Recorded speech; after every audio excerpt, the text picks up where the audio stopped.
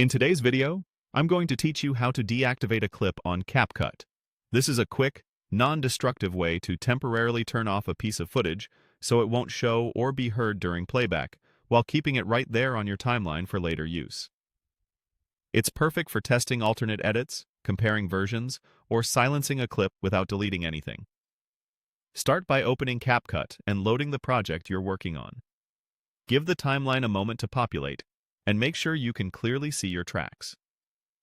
If your timeline is crowded, use the zoom controls to get a comfortable view so you don't accidentally select the wrong item. The goal is to isolate the one clip you want to disable for now. Next, click directly on the clip in the timeline to select it.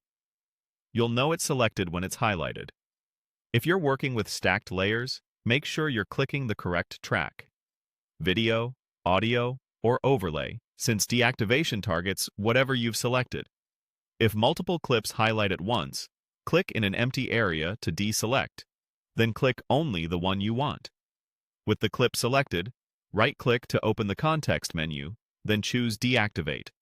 This tells CapCut to keep the clip in place, but ignore it during playback and export.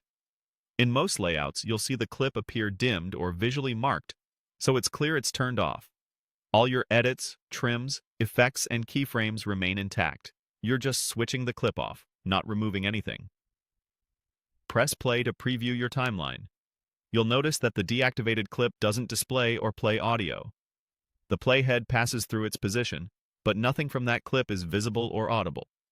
This makes it easy to check pacing, see how the edit flows without that element, and verify that transitions or timing still work as intended. A few quick pointers to keep your workflow smooth.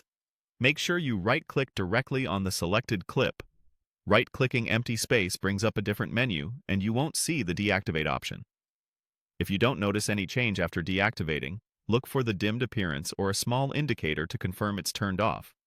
Then preview again to double-check. That's all there is to it. You've successfully deactivated a clip in CapCut, keeping your timeline organized and your options open without deleting anything. When you're satisfied with your test playback, continue editing as normal, knowing the clip is safely parked and ready whenever you need it again.